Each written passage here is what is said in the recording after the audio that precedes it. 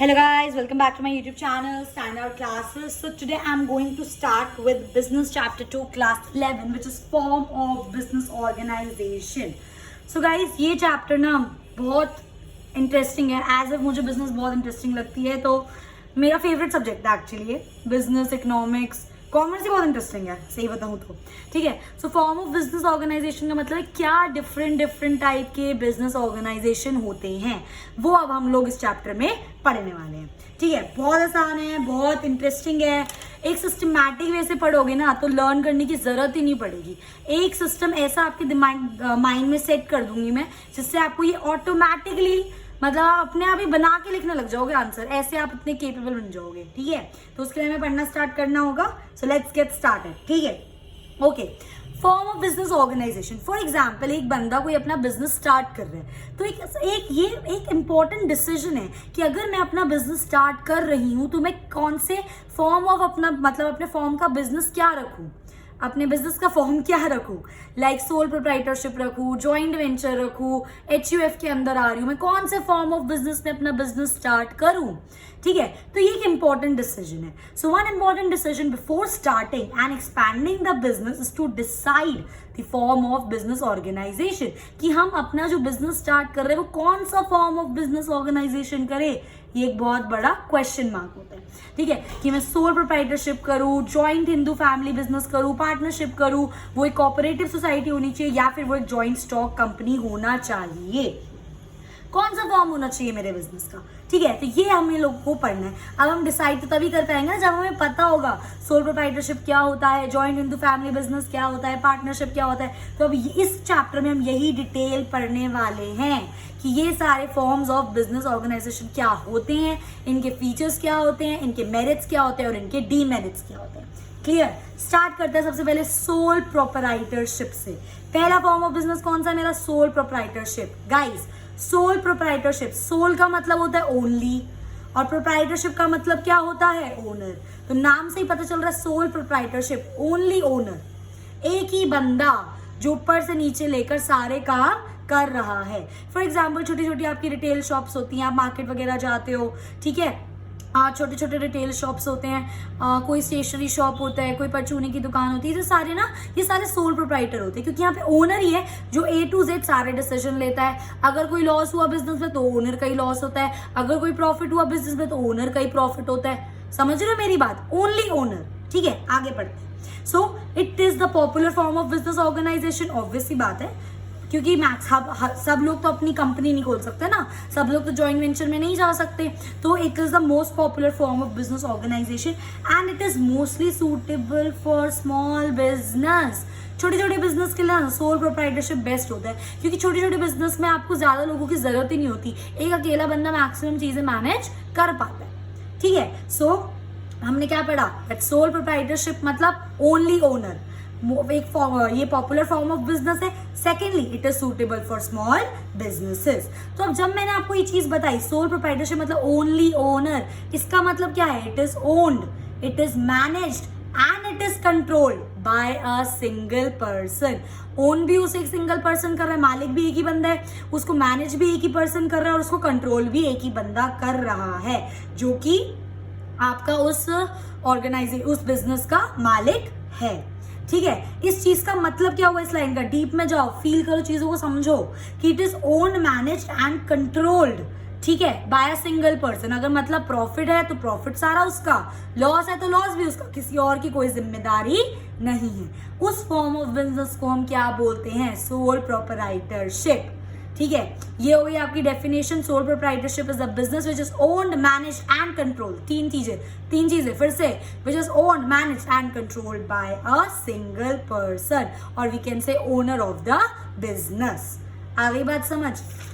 इसी के बेस पे हम इसके फीचर्स स्टार्ट कर रहे हैं. मैंने आपको हमेशा ये चीज बताई है, जब भी हम फीचर्स की बात करेंगे फीचर्स हमेशा हमारे डेफिनेशन से निकलते हैं. ठीक है. आपने अगर एक बार सोल प्रोप्राइटर के अच्छे से फीचर्स, मेरिट्स और डीमेरिट्स कर लिए ना, ट्रस्ट मी ये एक ऐसा सेट हो जाएगा अगर आपके दिमाग में, तो आपको आगे जो होंगे हमारा जो हिंदू HUF है, हमारा पार्टनरशिप है, हमारा कोऑपरेटिव सोसाइटी है, वो सब भी आपके लिए बहुत ज़्यादा ईजी हो जाएगा. ठीक है. तो फीचर से स्टार्ट करते हैं. सबसे पहला है मेरा फॉर्मेशन एंड क्लोजर. कि एक आपको अगर सोल प्रोप्राइटरशिप, अगर आपको बिजनेस एक सोल प्रोप्राइटरशिप बिजनेस आपको स्टार्ट करना है तो उसकी फॉर्मेशन और उसका क्लोजर कोई बहुत बड़ी बात नहीं है। आप इजीली अपना एक सोल प्रोप्राइटरशिप बिजनेस स्टार्ट कर सकते हो, आप इजीली अपना एक सोल प्रोप्राइटरशिप बिजनेस को बंद कर सकते हो। ऐसा क्यों है? क्योंकि कोई ऐसा लॉ डिफाइंड नहीं है। फॉर एग्जाम्पल, जब मैं आपको HUF पढ़ाऊंगी, HUF के लिए एक लॉ डिफाइंड है जो HUF को फॉलो करना पड़ेगा, समझ रहे हो? और सोल प्रोप्राइटरशिप, अगर मुझे कल को कोई छोटा सा अपना बिजनेस खोलना है, फॉर एग्जाम्पल मुझे कोई अपनी स्टेशनरी शॉप खोलनी है, तो मुझे कोई लीगल फॉर्मेलिटी, कोई लॉ को I am not abided by that law, ठीक है? मेरे पे कोई फिक्स ऑब्लिगेशन नहीं है किसी चीज की, तो मैं अपने, मेरा मन कर रहा है मैं खोल सकती हूँ, मेरा मन कर रहा है मैं उसको बंद इजीली कर सकती हूँ। So there is no separate law, कोई लॉ नहीं है अलग से सोल प्रोप्राइटरशिप के लिए। हार्डली कोई लीगल फॉर्मेलिटी होगी, एक आध अगर कुछ करना होगा, उसमें भी कोई रॉकेट साइंस नहीं है, कोई हार्ड एंड फास्ट रूल नहीं है कि बहुत ज्यादा कॉम्प्लेक्स प्रोसीजर हो।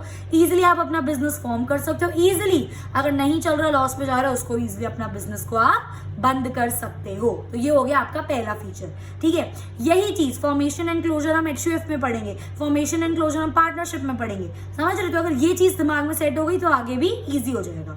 नेक्स्ट पे आ जाओ, लायबिलिटी। ये ना एक में बहुत मतलब आपको समझने की ये चीज एक जरूरत है, क्योंकि ये थ्रू आउट द बिजनेस ये चीज आपको पता होनी चाहिए। लेमैन लैंग्वेज में समझाऊंगी, बहुत आसानी से समझ आएगी।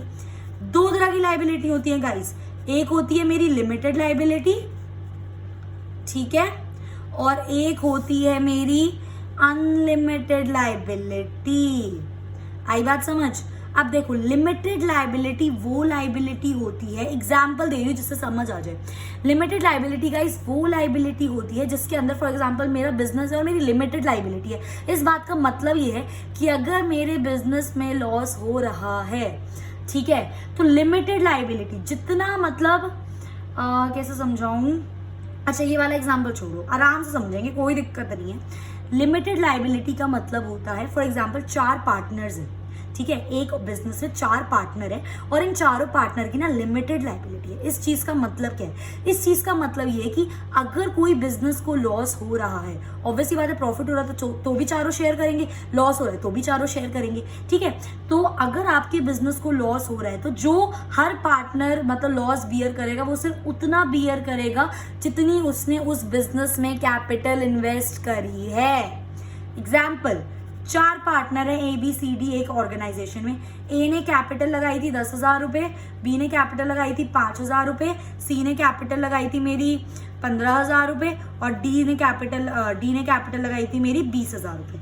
तो अगर बिजनेस को ये कितना बन रहा है, 20, 30, 40, 50, 50,000 बन रही है, ठीक है? देखो, टोटल कैपिटल 50,000 रुपए। अगर बिजनेस को लॉस होता है, फॉर एग्जाम्पल 40,000 रुपए का बिजनेस को लॉस हो गया, तो ए सिर्फ उतने ही पैसे देगा जितनी उसने कैपिटल कंट्रीब्यूट करी, बी सिर्फ उतने ही पैसे देगा लॉस में जितनी उसने कैपिटल कंट्रीब्यूट करी, सी भी सिर्फ उतने ही पैसे देगा जितनी उसने कैपिटल कंट्रीब्यूट करी, और सिमिलरली डी।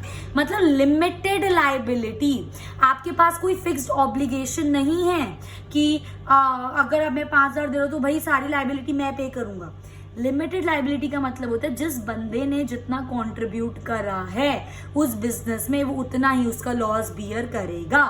और अनलिमिटेड लायबिलिटी का मतलब होता है चाहे आपका फॉर एग्जांपल 1 लाख रुपए का लॉस हो गया और अगर आपके बिजनेस में आपके पास इतने असेट नहीं है कि आपने पहले पैसे दिए 20,000 रुपए का भर गया, उसके बाद अपने दुकान के सामान बेच दिया, उसके बाद भी आपका 40,000 रुपए ही भरा, तो कितना भरा, 60,000 रुपए भरा, अभी भी तो 40,000 रुपए रह गया, अभी भी तो 40,000 रुपए भरना है। तो ये 40,000 रुपए आपको भरने ही पड़ेंगे, चाहे आप अपने घर के असेट, अपने पर्सनल असेट्स को सेल कर भरो।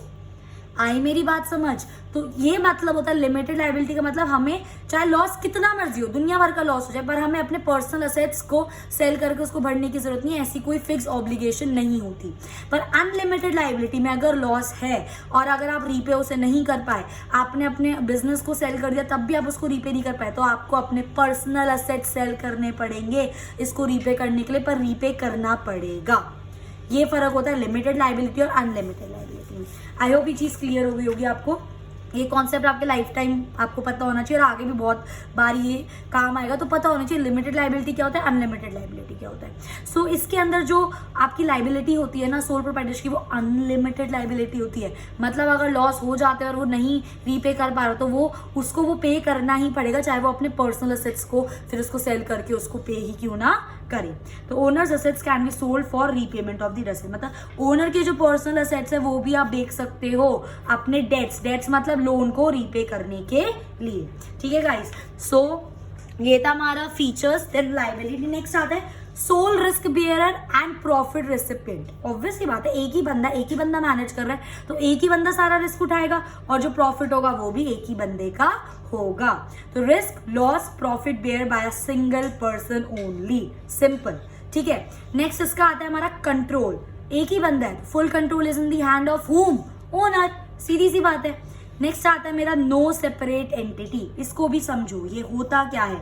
नो सेपरेट एंटिटी का मतलब होता है कि ओनर और बिजनेस अलग अलग नहीं है।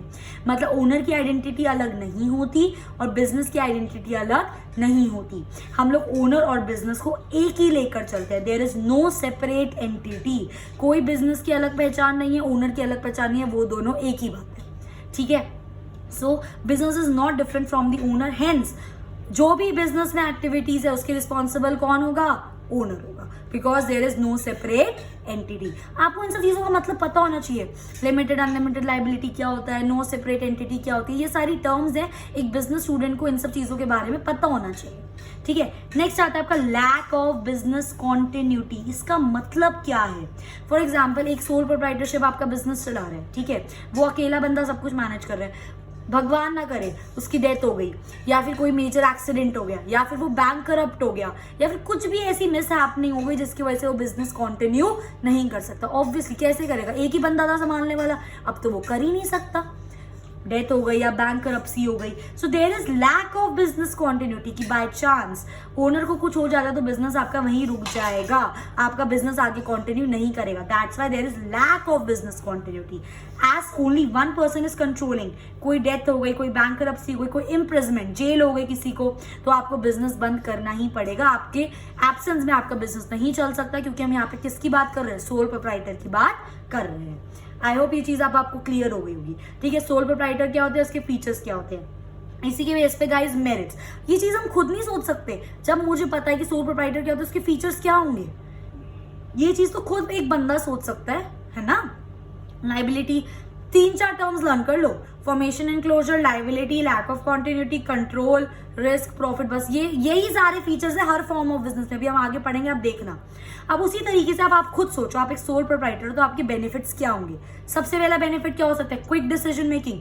भाई मेरा पूरा कंट्रोल है मेरे बिजनेस पे, जो भी डिसीजन होगा वो सारा मेरा है, मुझे किसी से पूछताछ या मुझे किसी से परमिशन लेने की जरूरत नहीं है। So freedom in decision making है, no need to consult anyone, आपको किसी से कोई परमिशन लेने की जरूरत नहीं है, तो ये इसका एक मेरिट। दूसरा, confidentiality of the information. Confidentiality का मतलब क्या होता है, सीक्रेसी, सीक्रेट, मतलब सीक्रेट सी। अगर मैं चाहती हूँ, मैं एक सोल प्रोप्राइटर और मैं चाहती हूँ कि ये जो इन्फॉर्मेशन है वो किसी को पता ना चले, ये वाली जो इन्फॉर्मेशन है वो किसी को पता ना चले, तो किसी को पता चलेगी भी नहीं, क्योंकि मैं ही मैनेज कर रही हूँ और मैं किसी को ये बात नहीं बता रही। तो जो मेरी इन्फॉर्मेशन मेरे लिए इंपॉर्टेंट है, जो मैं नहीं चाहती बाहर लीक हो, वो नहीं होगी। तो इसके अंदर एक सीक्रेसी ऑफ इन्फॉर्मेशन आपकी मेंटेन रहती है। So sole proprietor can keep all the information secret, ठीक है, रख सकता है, and they are not liable to publish their accounts. ये भी एक पॉइंट है, क्योंकि सोल प्रोप्राइटरशिप के ऊपर कोई लायबल का मतलब कोई ऑब्लिगेशन, कोई कंपलसरी नहीं है कि उनको अपने अकाउंट्स पब्लिश करने हैं। अकाउंट्स के बच्चे बैलेंस शीट वगैरह पब्लिश करनी पड़ती है हर साल, ठीक है, वो कुछ पब्लिश करने की जरूरत नहीं होती। तो इसकी वजह से जो भी उनकी इन्फॉर्मेशन होती है वो क्या रहती है, सीक्रेट। उनका कितना ही प्रॉफिट हो, कितना ही लॉस हो। आई होप ये चीज समझ आ गई होगी। नेक्स्ट होता है डायरेक्ट इंसेंटिव।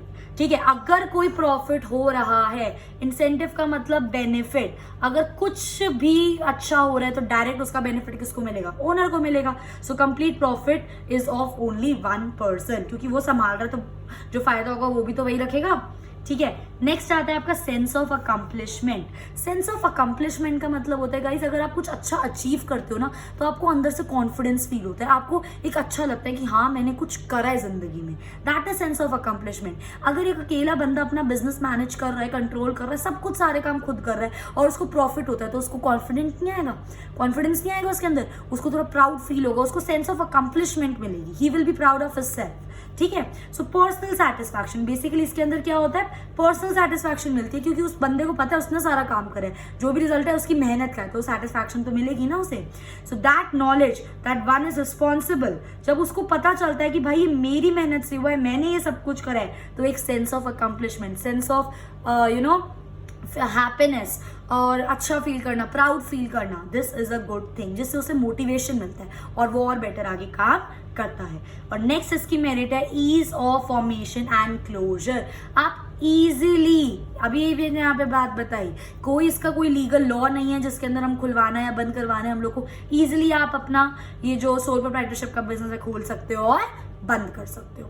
तो this was all about the merits. ये भी एक बच्चा जिसको पता है कि सोल प्रोप्राइटरशिप क्या होता है, उसके फीचर्स क्या होते हैं, ऑटोमेटिकली सोच सकते हैं उसके बेनिफिट्स क्या होंगे। लर्न करने की जरूरत ही नहीं है, बस कॉन्सेप्ट स्ट्रॉन्ग रखना है। उसी तरह अब इसके कुछ डीमेरिट्स होंगे, खुद सोचो, यहाँ पे मत देखो क्या हो सकते हैं डीमेरिट। सबसे पहले तो अनलिमिटेड लाइबिलिटी नहीं हो सकता डीमेरिट, बता दो मुझे। बाई चांस कुछ लॉस हो गया, पर्सनल एसेट बेचने पड़ जाएंगे, ये भी एक मेरा डीमेरिट है। लैक ऑफ कॉन्टिन्यूटी भी मेरा एक डीमेरिट हो गया। ऑल्दो ये फीचर्स में है तो ये डीमेरिट में तो आ गए, लिमिटेशंस में तो आ गए उसके, समझ गए। ठीक है। और लिमिटेड रिसोर्सेज भी तो डीमेरिट हुए। अकेले बंदे के पास पैसों की खान या पैसों का खजाना थोड़ी ना है, जितनी उसकी बोरिंग्स है, जितनी सेविंग्स है, उतनी तो वो रिसोर्सेज लगा सकता है अपने बिजनेस में। और एट द सेम टाइम कोई उसको लोन देता भी नहीं है क्योंकि इसको उनको पता है कि ज्यादा इसका बिजनेस ग्रो करेगा नहीं, लिमिटेड रिसोर्सेज है, तो वहां पे वो क्या बन जाती है, उसकी एक लिमिटेशन बन जाती है। सो फाइनेंस में भी लिमिटेड, उनके पास थोड़ी पर्सनल सेविंग हो, बाई चांस किसी रिश्तेदार से उधार ले लिया, बिजनेस खोल लिया, हो गया काम अपना।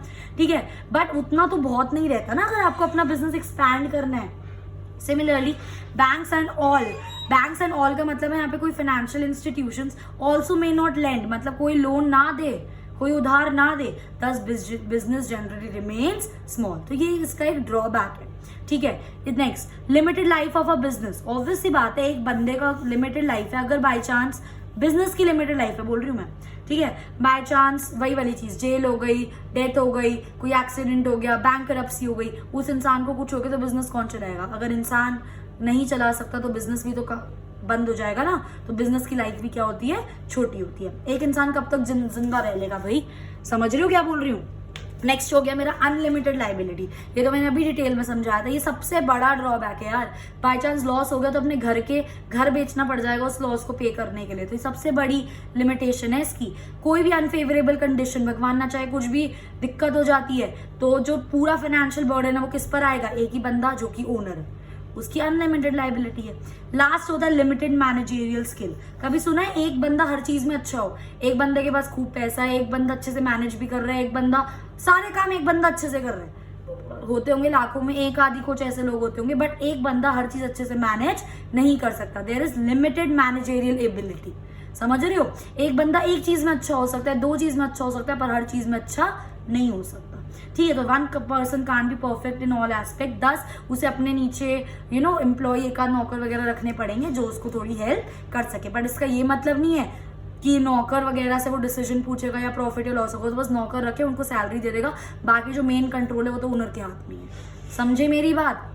तो जिसको पता है कि सोल प्रोप्राइटर क्या होता है, वो इजीली उसकी लिमिटेशंस और इजीली मेरिट्स और इजीली फीचर्स लिख सकता है। आई होप ये चीज आपको समझ आई होगी। ठीक है। अब मैंने यहाँ पे क्वेश्चन लिखा है कि इतने सारे डिसएडवांटेजेस हैं सोल प्रोप्राइटर के, पर तब भी लोग सोल प्रोप्राइटर का बिजनेस क्यों खोलते हैं। इसके दो मेन बड़े बड़े रीजन हैं। पहला रीजन तो ये है कि इसको एक छोटा बिजनेस स्टार्ट करने के लिए आपको कम पैसों की जरूरत पड़ती है। कम पैसों में एक बिजनेस स्टार्ट हो रहा है तो भाई क्यों ना करे लोग। दूसरा, ये सिर्फ तब सूटेबल रहता है जब आप एक स्मॉल स्केल बिजनेस खोलो। ये सारी चीजें तब काम आएंगी आपके जब हम केस स्टडी करेंगे। ठीक है। तो ध्यान से समझना इस चीज को। ओके गाइस, आई होप ये चीज आपको समझ आ गई होगी। This was all about the sole proprietorship. Next is joint Hindu family business, which I will be discussing in my next video.